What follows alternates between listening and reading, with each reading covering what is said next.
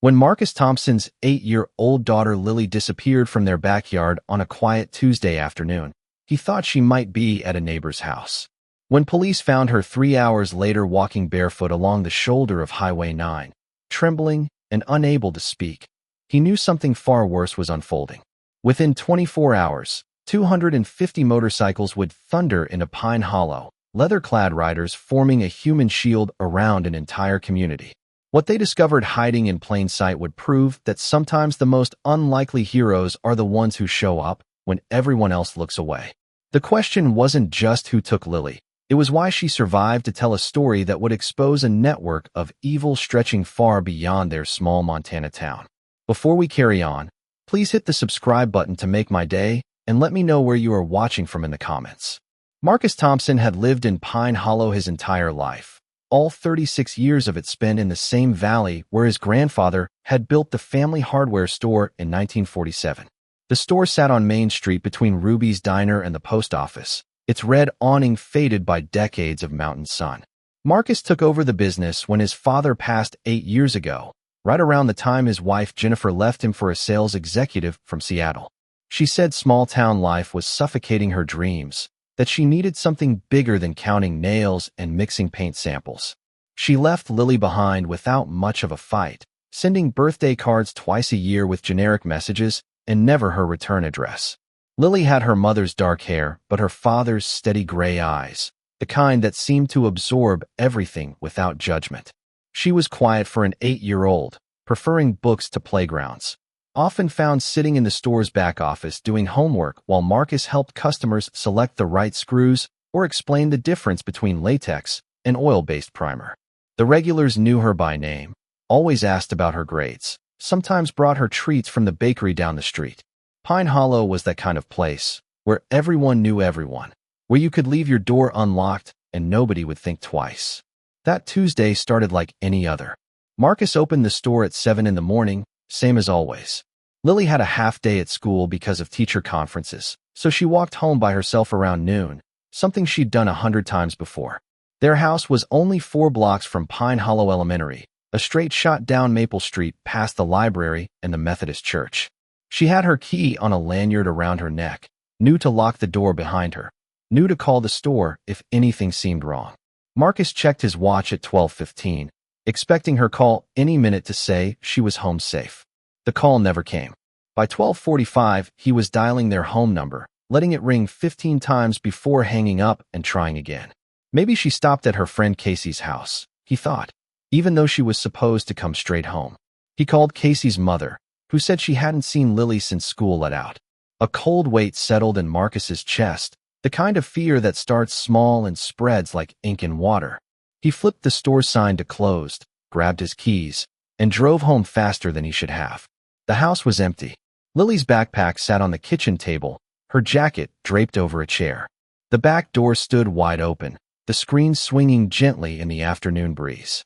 Marcus called her name, checked every room, looked in closets and under beds like she might be playing hide and seek. The yard was empty except for her bicycle lying on its side near the fence, one wheel still spinning slowly. He pulled out his phone with shaking hands and dialed 911. Deputy Frank Morrison arrived within 10 minutes, a young officer with an eager face who'd graduated from high school with Marcus's younger cousin. Frank took notes while Marcus explained the situation, his words tumbling out faster than he intended. Lily was responsible. She always called. She wouldn't just wander off. Something was wrong. They needed to find her now. Frank radioed for backup and called in a description: 8-year-old female, 4 feet tall, brown hair, gray eyes. Last seen wearing jeans and a yellow t-shirt with a sunflower on the front. By 2 o'clock, half the town was searching. Volunteers spread out in groups, calling Lily's name, checking barns and sheds and the spaces between buildings where a child might hide or be hidden. Marcus walked until his legs ached, shouting until his throat burned, praying to a God he hadn't spoken to since his father's funeral. The sheriff, a weathered man named Bill Crawford, set up a command post in the elementary school parking lot. He had 3 decades of experience and a reputation for staying calm in bad situations, but even he looked worried as the hours stretched on without any sign of the girl. At 4:30, A trucker named Dale Brennan called in to report a child walking along Highway 9, about 8 miles north of town. She was barefoot and alone, moving slowly along the shoulder like she didn't know where she was going. State police reached her first, a female officer named Rachel Chun who approached carefully with a blanket and a bottle of water. Lily didn't run, didn't resist, just stood there staring at the pavement while Officer Chun wrapped the blanket around her shoulders and guided her to the patrol car. The hospital exam took 3 hours. Marcus sat in the waiting room while doctors checked Lily for injuries, dehydration, any signs of assault. Detective Sarah Logan arrived from the county seat, a sharp-eyed woman in her late 40s with short blonde hair and a no-nonsense demeanor that Marcus found oddly comforting. She'd worked child abduction cases before, knew the statistics, knew that the first 48 hours were critical. When the doctors finally let Marcus see his daughter, she was lying in a hospital bed looking smaller than he'd ever seen her, her eyes fixed on the ceiling like she was seeing something nobody else could. Lily wouldn't talk. Not to Marcus, not to the doctors, not to Detective Logan. She just lay there silent and still, occasionally trembling despite the warm blankets piled on top of her. The medical exam revealed bruises on her wrists, dirt under her fingernails, scratches on her feet from walking on rough pavement. But no evidence of sexual assault, no broken bones, nothing that explained where she'd been for 4 hours or why she'd ended up miles from home on a highway she had no reason to be near.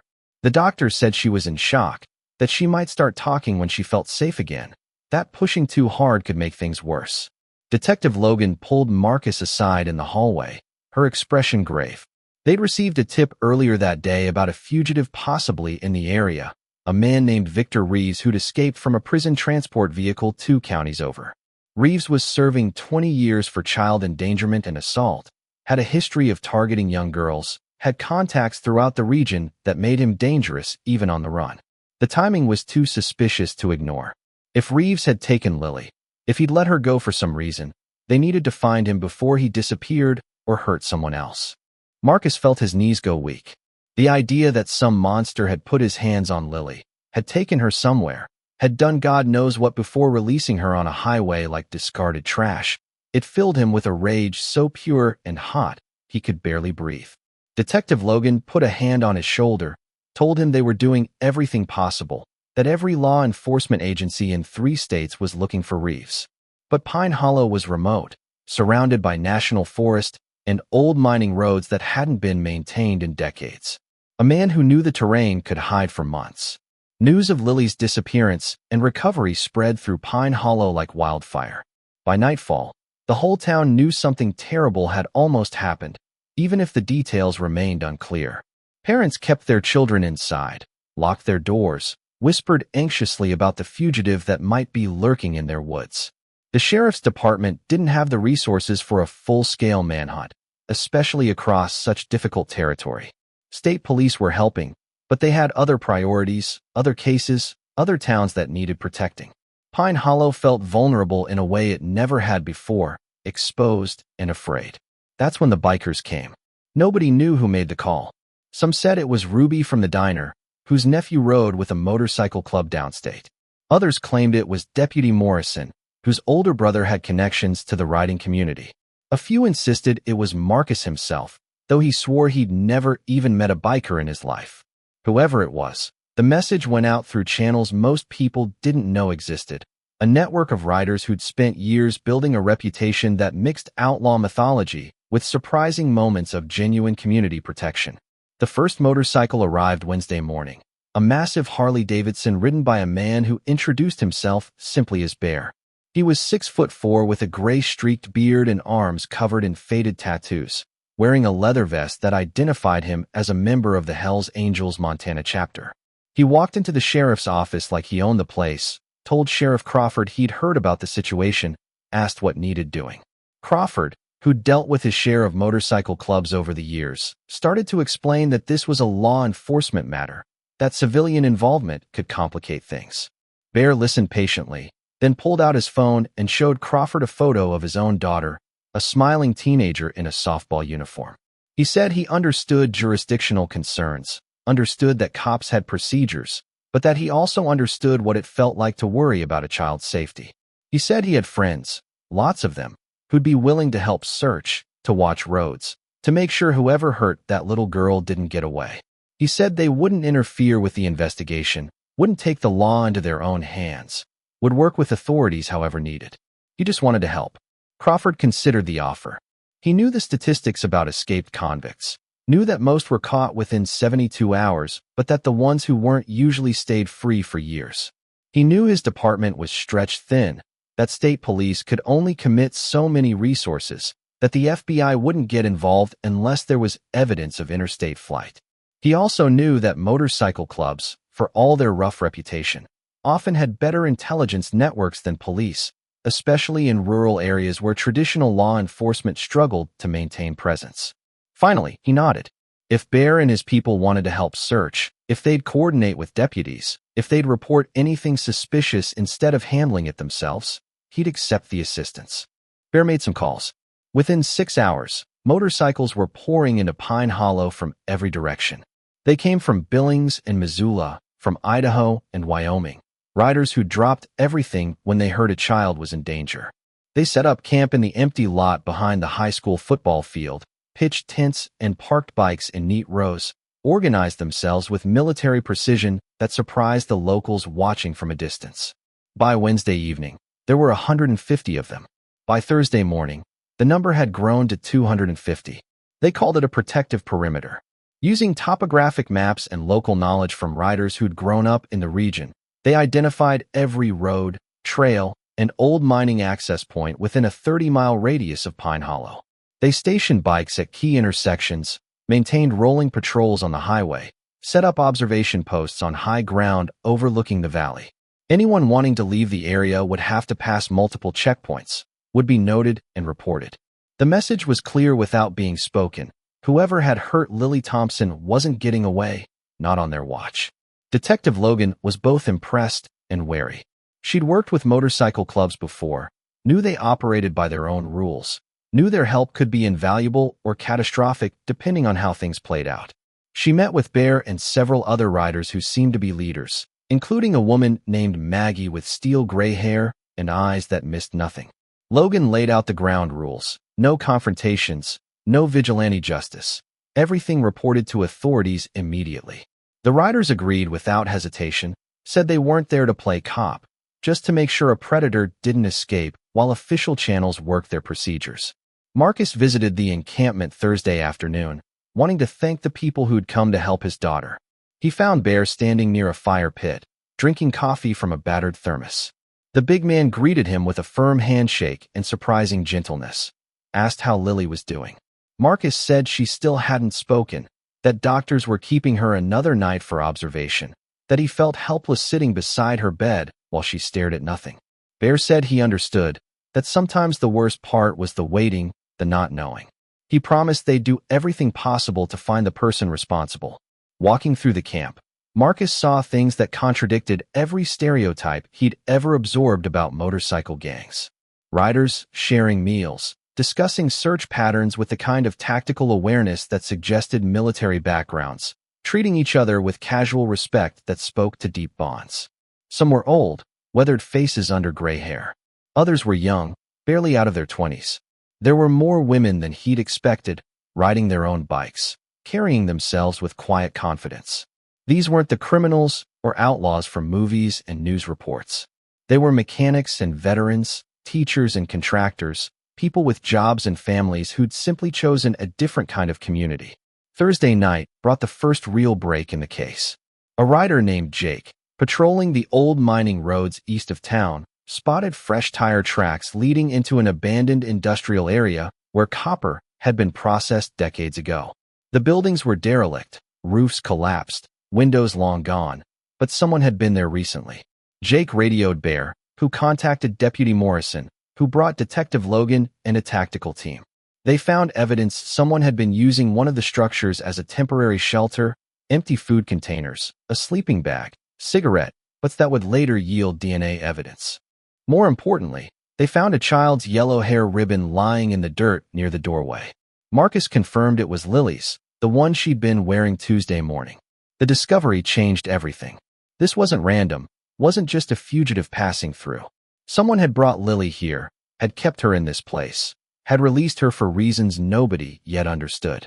Detective Logan ordered the site processed as a crime scene, called in forensic teams, expanded the search radius to include every abandoned building within 50 miles. The riders intensified their patrols. Where before they'd been watching roads, now they were actively clearing buildings, checking every structure that could shelter someone trying to stay hidden. They worked methodically, always in groups, always reporting locations to law enforcement before approaching. Friday morning, a team found clothing that matched Reeves's prison description in a barn 12 miles north. Friday afternoon, another group discovered a makeshift camp in a cave system near the national forest boundary. The fugitive was moving, staying ahead of pursuit, but the net was tightening. Lily finally spoke Friday evening. Marcus was sitting beside her hospital bed reading aloud from one of her favorite books when she suddenly interrupted him, her voice barely above a whisper. She said the bad man had nice eyes. Marcus stopped reading, his heart hammering, afraid to say anything that might make her stop. Detective Logan, who'd been standing quietly in the doorway, moved closer but stayed out of Lily's line of sight. Lily continued in that same small voice, describing how a man had approached her in the backyard, had told her that her father had been in an accident and needed her at the hospital, had seemed so worried and kind that she'd believed him. He'd driven her to the old mining buildings, talking the whole way about how important it was that she stay calm, that everything would be okay. When they arrived, he'd taken her inside and tied her hands, but gently, apologizing the whole time. He said he wasn't going to hurt her, that he just needed her to stay quiet for a while, that someone was coming to get her. Lily said she'd been scared, but the man kept talking to her, telling her stories, giving her water, promising she'd see her father soon. Then, after what felt like hours but might have been less, he'd suddenly untied her, led her to the highway, and told her to walk toward town. He'd watched until she was far enough away, then disappeared back into the woods. The description didn't match Victor Reeves. The man Lily described was younger, cleaner, spoke with what she called a normal voice rather than the rough accent Reeves reportedly had. Detective Logan felt ice in her stomach. If Reeves hadn't taken Lily, then who had? And why had the timing coincided so perfectly with the fugitive's escape? She stepped outside to make calls, pulling in resources from the FBI, requesting analysis of similar cases, wondering if they'd been chasing the wrong threat this entire time.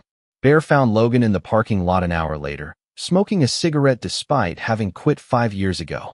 He could see the stress in her shoulders, the way she kept checking her phone like answers might appear if she looked often enough.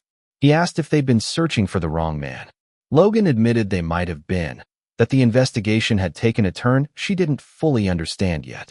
Bear said his riders had been asking questions around the valley, talking to people who might not trust official badges, and they'd heard some interesting things.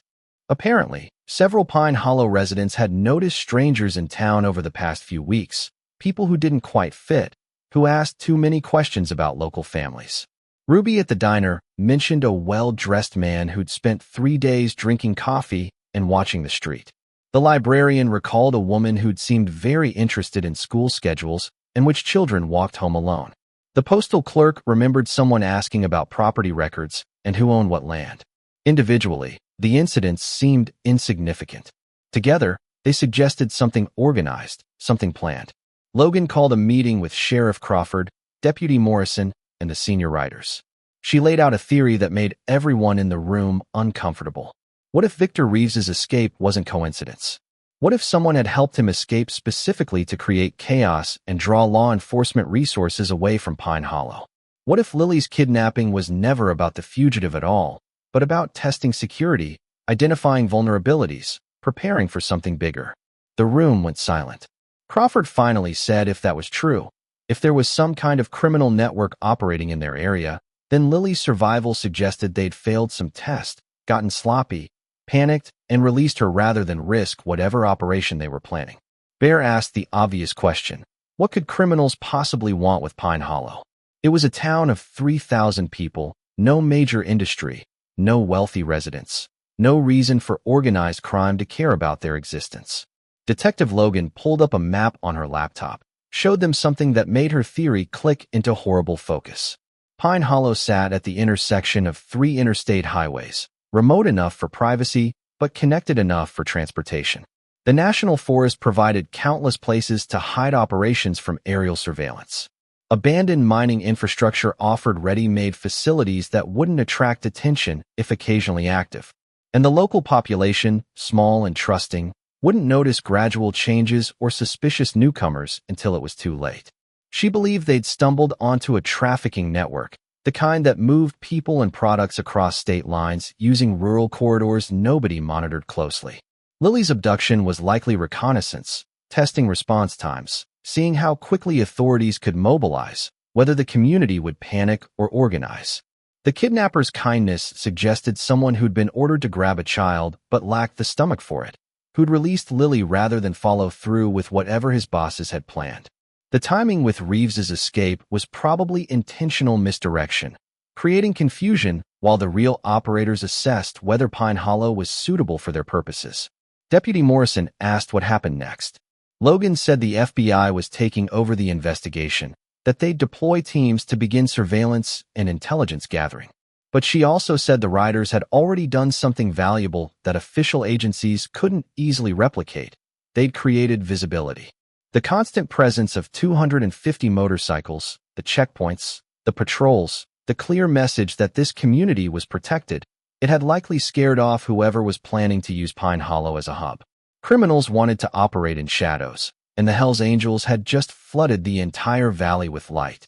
Saturday morning brought federal agents in unmarked SUVs, men and women in business casual who set up in the sheriff's office and began pulling records, interviewing witnesses, building cases that would take months or years to fully develop.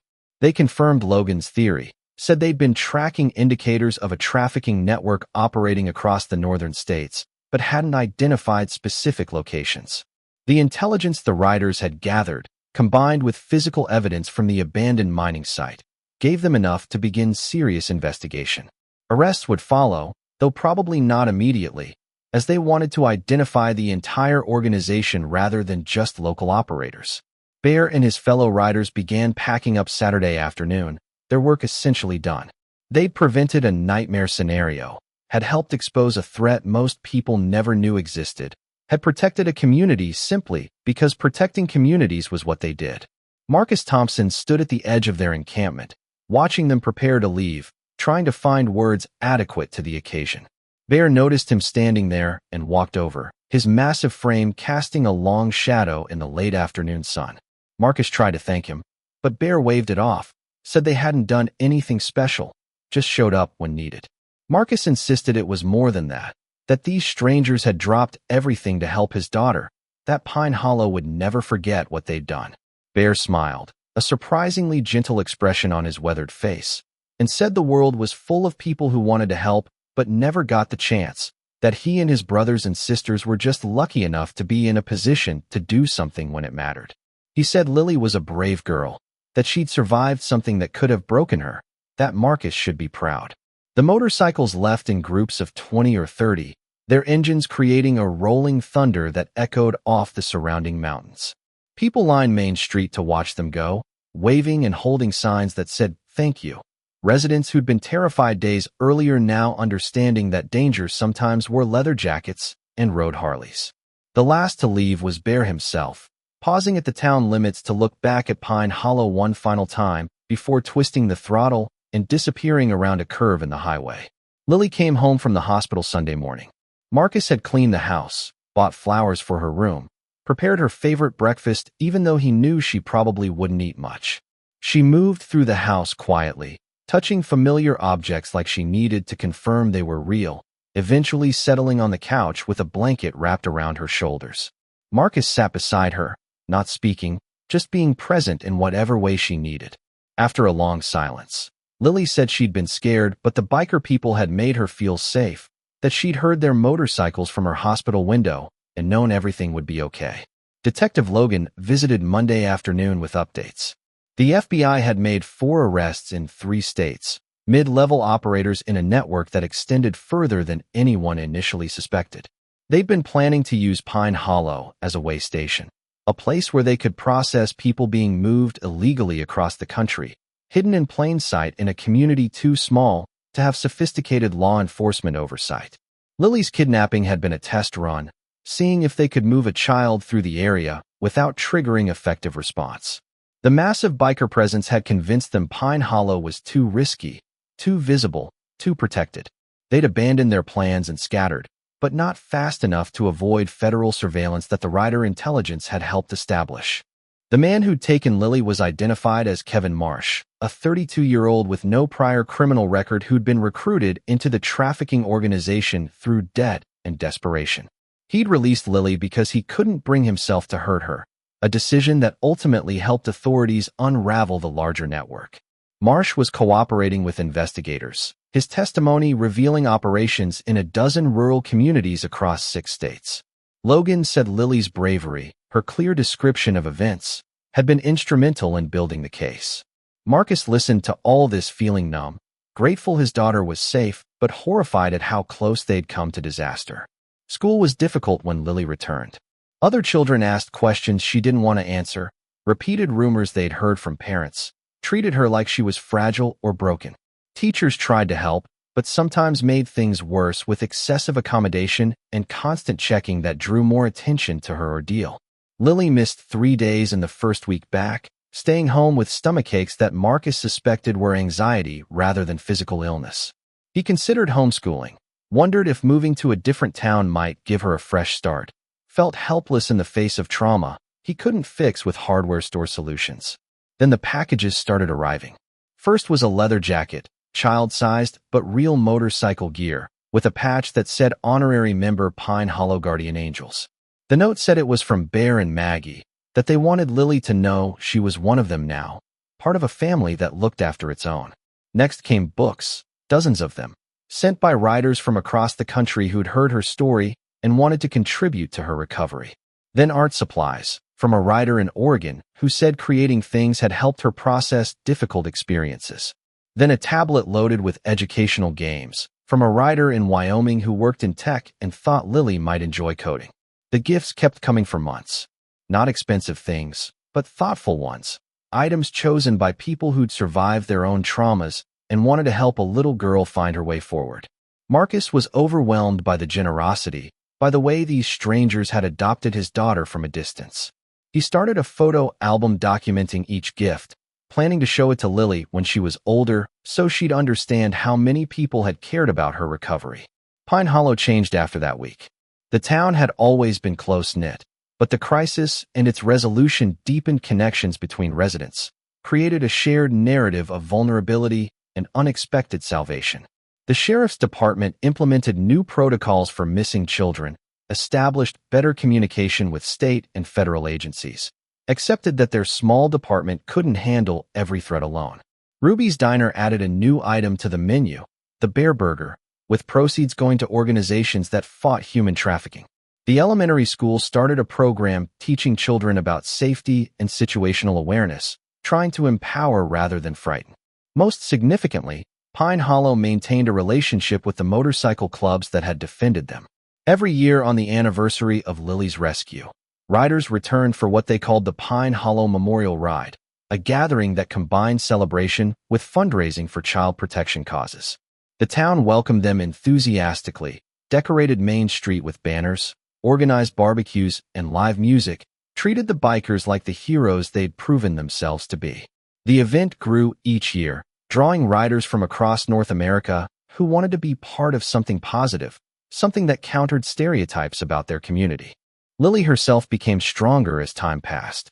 The nightmares faded gradually, replaced by dreams about ordinary things, school and friends, and the small dramas of childhood. She joined the elementary school book club, made new friends who knew her story but didn't define her by it, learned that surviving trauma didn't mean being broken forever. On her 9th birthday, Bear and Maggie rode up from their chapter house to deliver a present in person, a custom-painted bicycle with a horn that sounded like a motorcycle engine.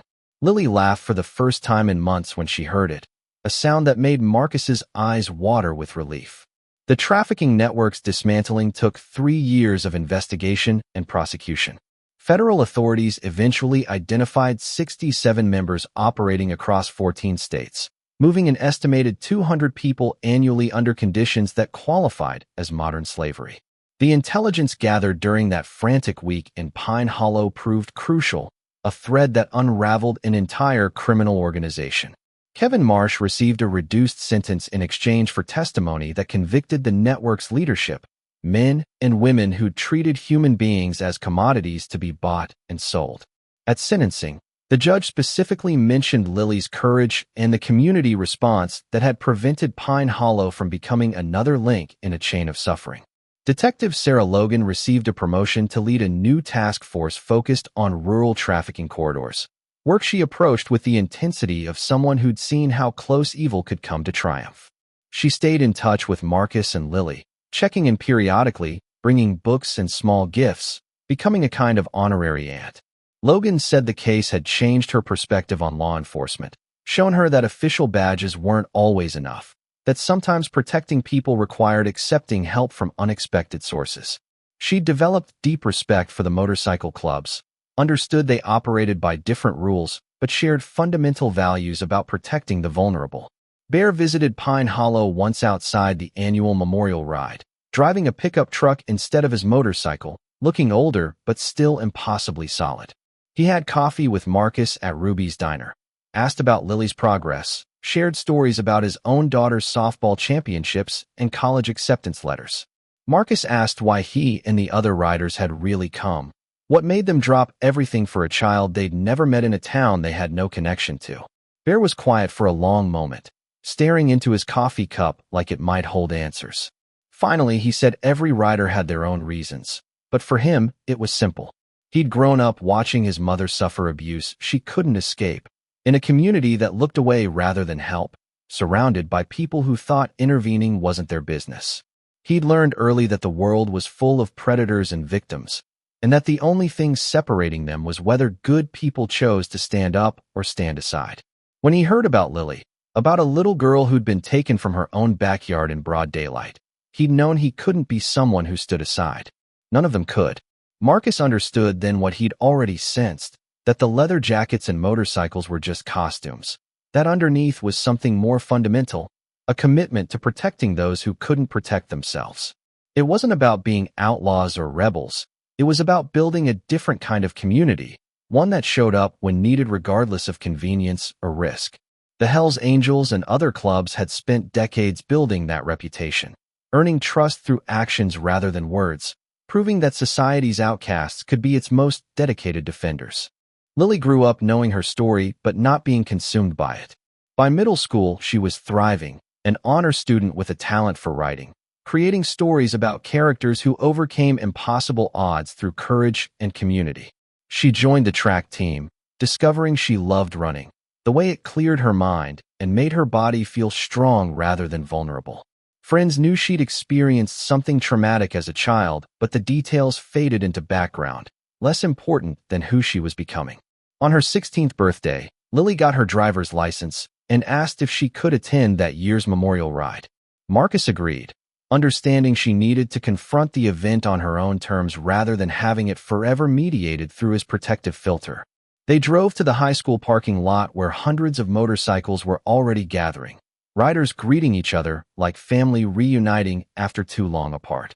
Bear found them quickly, his beard more gray than not, but his smile as warm as ever. He gave Lily a long hug, held her at arm's length to look at her properly, said he could see the strength in her eyes that had always been there, just waiting for her to grow into it. The ride that year was special because Lily asked to say a few words before everyone departed. Standing on a makeshift stage in front of hundreds of leather-clad bikers and curious townspeople, she talked about what she remembered from that terrible week, the fear and confusion, the kindness of the man who'd released her, the sound of motorcycles that had made her feel safe in her hospital bed. She said she'd spent years trying to understand why strangers had cared so much about a girl they didn't know, and had finally realized it wasn't about her specifically.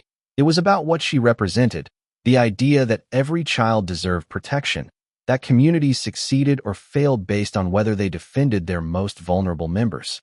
She thanked the riders for showing Pine Hollow what real courage looked like, for demonstrating that helping people didn't require official authority or special training, just willingness to show up when needed. She said she was grateful for the second chance they'd given her, The opportunity to grow up safe and loved in a town that understood the difference between danger and defense. When she finished speaking, 250 motorcycles started their engines simultaneously, a thunderous roar of acknowledgement that echoed across the valley and brought tears to the eyes of people who'd been there that original week and remembered what that sound had meant. Marcus watched his daughter address the crowd and felt something shift in his chest, the last remnants of fear and anger that had lived there for 8 years finally releasing their grip. Lily wasn't broken, wasn't defined by trauma, wasn't less than she would have been without that horrible week. If anything, she was stronger for it, more aware of the world's complexity, more determined to meet darkness with light. The Hells Angels hadn't just saved her life that week. They'd helped save who she could become, proving that community and courage could overcome evil if enough people refused to look away. The memorial ride rolled out at sunset, 250 motorcycles following a route that circled Pine Hollow before heading out into the countryside. Marcus and Lily stood on Main Street watching them pass, waving at familiar faces, marveling at the diversity of people united by leather and chrome and shared values. Some were doctors and lawyers, others were mechanics and construction workers. A few were retired military who'd found new purpose in defending communities rather than countries. They came in every shade and gender and age, proof that heroism wasn't confined to specific demographics or backgrounds. As the last motorcycle disappeared around the bend, its taillight winking in the gathering dusk, Lily turned to her father and said something that captured everything the past 8 years had taught them both. She said the scariest part of her kidnapping hadn't been the man who took her or the abandoned building where he'd kept her. It had been the moment on the highway when she'd realized she was completely alone, that nobody knew where she was or if she'd ever be found. But then she'd heard the motorcycles in the distance, had seen the patrols that covered every road, had understood that even when she felt most isolated, hundreds of people were searching for her, refusing to let her disappear. That was what community meant, Lily said, not just knowing your neighbors' names or shopping at local stores, but standing together when darkness threatened, refusing to let fear win, showing up for people even when helping was difficult or dangerous. Pine Hollow had learned that lesson 8 years ago, taught by unlikely teachers who rolled into town on Harley-Davidsons and decided a little girl's life was worth defending. The town had never forgotten, would never forget, because some lessons were too important to let fade. Marcus put his arm around his daughter's shoulders, feeling the strength in her frame, the confidence in her posture, the resilience that trauma had tested but not broken. He thought about the scared little girl who'd been found wandering Highway 9, about the 4 desperate hours before they'd known she was safe, about the thunder of motorcycles that had changed everything. He thought about Bear and Maggie and Jake and all the others who'd dropped everything to help strangers, about Detective Logan's determination to stop predators from operating in shadows, about the trafficking network that had been dismantled because enough people refused to accept evil as inevitable. Most of all, he thought about how close they'd come to losing everything that mattered, and how the world had proven itself better than he'd feared, full of unexpected heroes and redemptive possibilities. Communities bound together not by geography, but by shared commitment to protecting the vulnerable and opposing the predatory. Pine Hollow had been tested by darkness and responded with light, not because its residents were especially brave or noble, but because they'd been shown what real courage looked like by people who'd spent their lives practicing it. The next morning, Marcus opened his hardware store at 7, same as always. Customers came and went, buying supplies for weekend projects, asking advice about repairs, engaging in the small transactions that sustained small-town life. But something had shifted in the 8 years since Lily's rescue, a depth to community connections that hadn't existed before, an understanding that they were all responsible for each other's well-being. When young parents came in with their children, Marcus noticed they watched more carefully, paid closer attention, understood in some fundamental way that safety required vigilance from everyone rather than assumptions about the inherent goodness of the world. Lily had college plans now, wanted to study criminal justice and maybe join the FBI someday, use her experience to help other victims find justice and recovery. She'd been corresponding with Kevin Marsh, the man who'd kidnapped her, through a victim offender mediation program that allowed them to process what had happened in supervised settings. Marsh had apologized repeatedly, explained the desperation and manipulation that had led him into criminal networks, expressed genuine remorse for the terror he'd caused. Lily had chosen to forgive him, not because what he'd done was acceptable, but because carrying anger seemed less productive than using her story to prevent future tragedies. The trafficking task force that Detective Logan led had become a model for rural law enforcement, combining traditional investigation with community partnerships and unorthodox intelligence sources. They'd learned to work with motorcycle clubs, to respect the networks and loyalty that existed outside official structures, to accept that protecting people sometimes required flexibility about who wore badges and who wore leather. Logan gave presentations at conferences, wrote papers about collaborative approaches to fighting organized crime, gradually changed minds about what effective law enforcement could look like.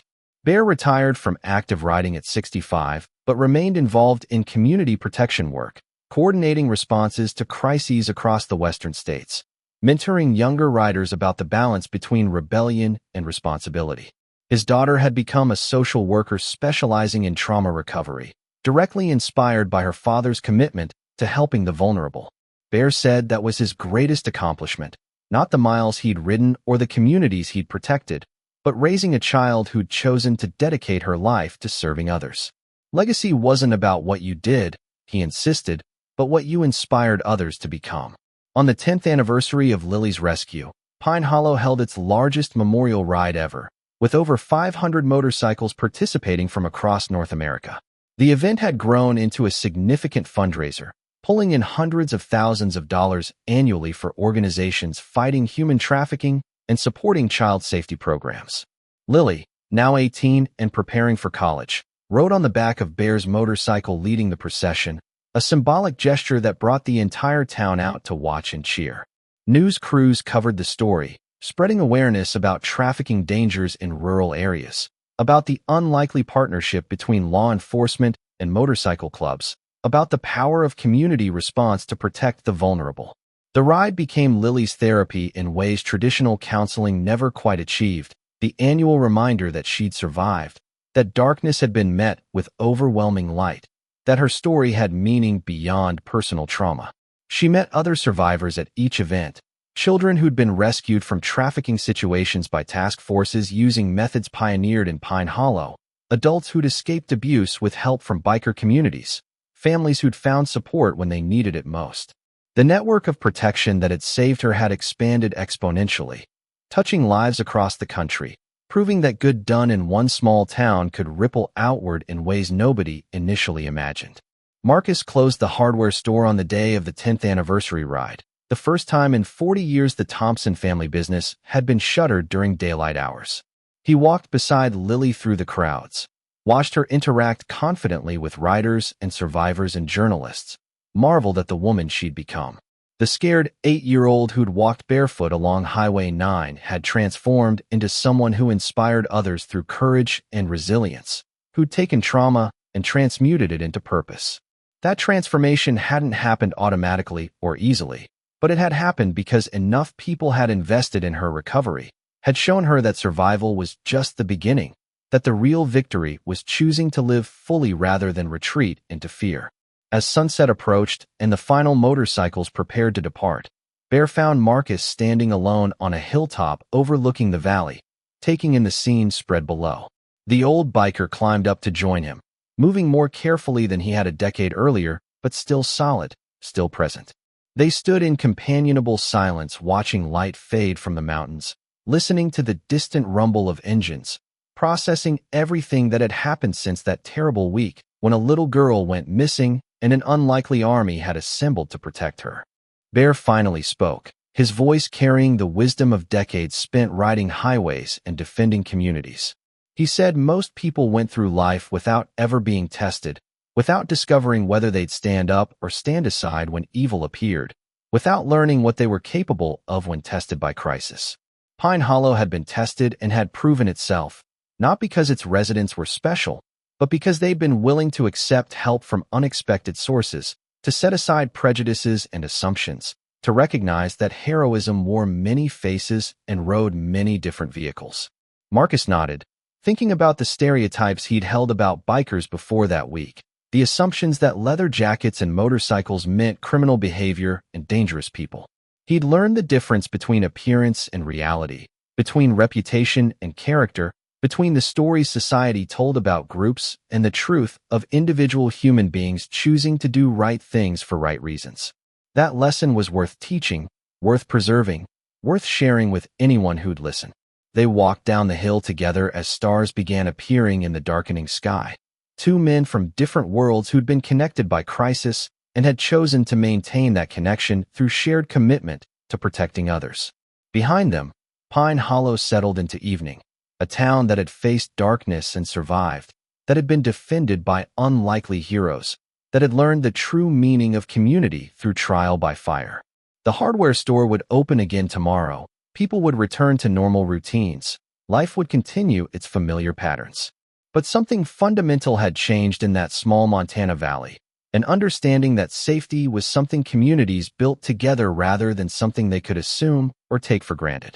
That understanding, forged in fear and sealed in gratitude, had spread far beyond Pine Hollow, carried by riders who'd been there and by survivors who'd been helped.